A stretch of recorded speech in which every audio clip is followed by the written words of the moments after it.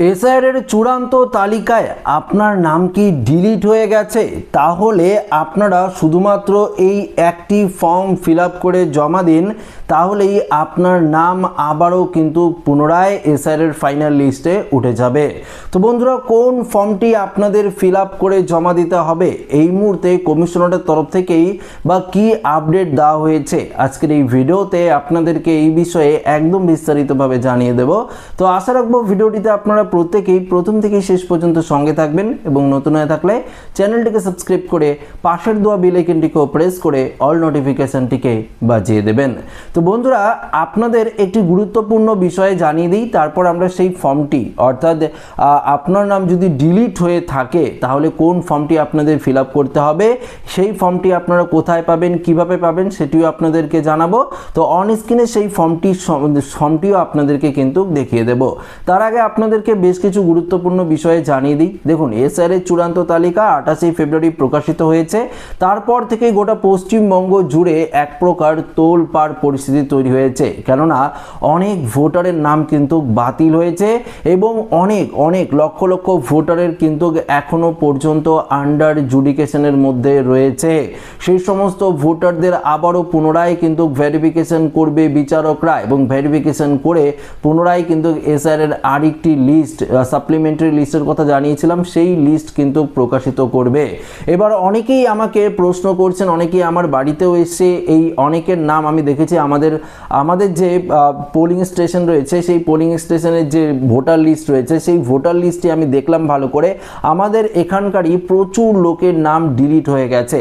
4 থেকে 5 জন ব্যক্তি ইতিমধ্যেই আমার সাথে যোগাযোগ করেছে যে আমার নাম ডিলিট হয়ে গেছে, এবার আমি কি করব।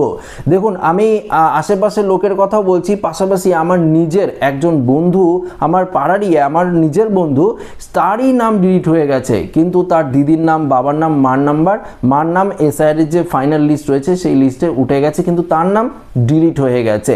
দেখুন, সেও আমার সাথে যোগাযোগ করেছে, এবার আমি কি করব, দেখ কোনো রকম কিছু করা যায়নি এই বলে আমাকে কিন্তু সে বলছে।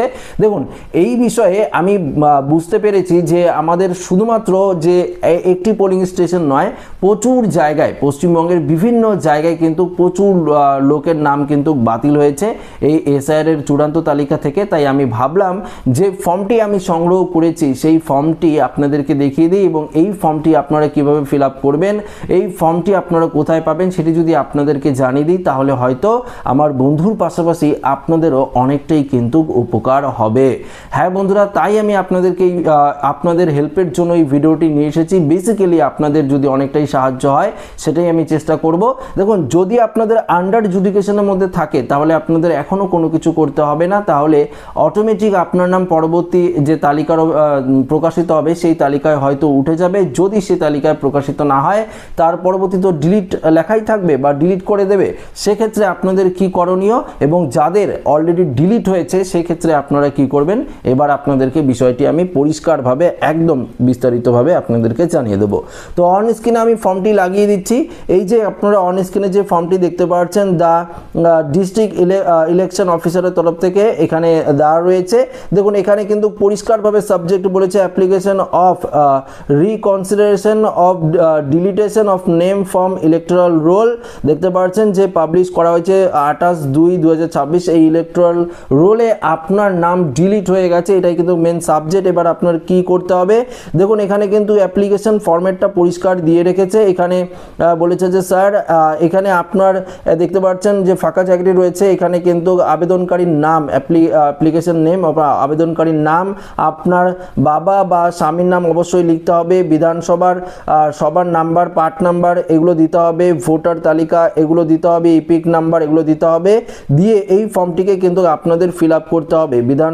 বিধানসভার সহনাম, বুথ নাম্বার এগুলো দিয়ে আপনার সই, যদি সই দিতে না পারেন তাহলে স্বাক্ষর দেখতে পাচ্ছেন, এটি দিয়ে নিজের মোবাইল নাম্বার অবশ্যই আপনাদের দিয়ে এবং ডকুমেন্টস অ্যাটাচ, আপনাদের বেশ কিছু ডকুমেন্টস কিন্তু সেলফ অ্যাটেস্টেড করে দিতে হবে। যে সমস্ত কাগজপত্র আপনারা আগে দেখিয়েছিলেন সেই সমস্ত কাগজগুলো কিন্তু আপনাদেরকে দিতে হবে, অর্থাৎ যে সমস্ত আপনারা হিয়ারিংয়ে কাগজ দিয়েছেন সেই সমস্ত কাগজ, আপনার ভোটার কার্ড এগুলো কিন্তু অবশ্যই, আধার কার্ড এগুলো কিন্তু অবশ্যই সেলফ অ্যাটেস্টেড করে আপনাদের এই ফর্মের সঙ্গে জমা দিতে হবে ডিইও অফিসে। এই যে ফর্মেটটি আপনাদেরকে দেখালাম অন স্ক্রিনে, তো আপনারা দেখতে পারলেন এই ফর্মের ফরম্যাটটি আপনারা কিন্তু বিএলও সঙ্গে যদি যোগাযোগ করেন সেখান থেকে কিন্তু আপনারা পেয়ে যাবেন। বা আপনারা যারা ভিডিওটি দেখলেন যখন আমি অন স্ক্রিনে দেখিয়েছিলাম, বা আপনারা আবারও দেখতে পারেন ভিডিওটি পজ করে, আবার ব্যাক করে ভিডিওটি পজ করে কিন্তু আপনারা দেখতে পারেন ফর্মটি। এবং ফর্মের যে এই লেখাগুলো রয়েছে সেগুলো আপনারা কিন্তু একটা A4 সাইজ পেপারের মধ্যে লিখতে পারেন, বা কম্পিউটারে টাইপ করে কিন্তু এই ফর্মটিকে আপনারা নিজেরাই তৈরি করে এবং বাকি যে ডকুমেন্টস রয়েছে সেগুলো অ্যাটাচ করে কিন্তু আপনারা জমা দিতে পারেন ডিও লেভেলে। ডিও লেভেলে লিখিত আবেদনের পর যদি রিজেক্ট করা হয় তারপর আপনাদের কি করণীয়, সিইও লেভেলে কিন্তু আপনাদেরকে এই আবেদনটি করতে হবে। আপনারা বিএলওর সঙ্গে যদি যোগাযোগ করেন তাহলে বিস্তারিতভাবে আরও পরিষ্কারভাবে বুঝতে পারবেন, কেননা বিএলওর সাথে যোগাযোগ করার পরই কিন্তু আমি আপনাদেরকে এই ইনফরমেশনগুলো দিতে পারছি, বা তার সাথে আমি যোগাযোগ করার পরই আমি বুঝতে পারলাম, তাই আপনাদের কিন্তু সরাসরি এই ফরম্যাটগুলো আমি দেখাতে পারলাম। তো অবশ্যই এই ফরম্যাটটার মধ্যে আপনার সমস্ত কিছু ইনফরমেশন দিয়ে আপনার বেশ কিছু ডকুমেন্টস সেলফ অ্যাটেস্টেড করে যদি আপনারা জমা দিয়ে দেন ডিও লেভেলে, আশা করি আপনার নাম উঠে যাবে। যদি না হয় সিও লেভেলে আবেদন করতে হবে, সেক্ষেত্রেও যদি না হয় তাহলে 6 নম্বর ফর্ম পুনরায় আপনাদের 6 নম্বর ফর্ম ফিল আপ করে আবারও কিন্তু নতুন করে ভোটার লিস্টে নাম তুলতে হবে। তবে একটি বিষয় আপনাদেরকে জানিয়ে দিই, এই লিস্টে যদি আপনার নাম থাকে, ফাইনালি থাকে, তাহলে তো আপনারা বিধানসভার ভোট দিতেই পারলেন। ডিলিট হয়ে গেছে যদি পুনরায় লিস্টে নাম না ওঠে তাহলে কিন্তু আপনারা বিধানসভার যে ভোট রয়েছে আসন্ন নির্বাচন, সেই নির্বাচন থেকে বঞ্চিত হবে, দিতে পারবেন না। যাদের আন্ডার প্রসেস রয়েছে কিছুদিন অপেক্ষা করুন, অবশ্যই আপনার নাম পরবর্তী লিস্টে কিন্তু আশা করি উঠে যাবে। যদি না ওঠে আপনাদেরও কিন্তু এই যে অ্যাপ্লিকেশন ফর্মটা দেখালাম সেই ফর্মটি কিন্তু আপনাদের ফিল আপ করে আবারও কিন্তু জমা দিতে হবে। তো আশা রাখবো এই ভিডিওটি প্রত্যেকের ভালো লেগেছে। ভিডিওটি ভালো লাগলে লাইক করবেন, সাথে শেয়ার করবেন, নতুন থাকলে চ্যানেলটিকে সাবস্ক্রাইব করে আমাদের সঙ্গে জুড়ে থাকবেন। ধন্যবাদ।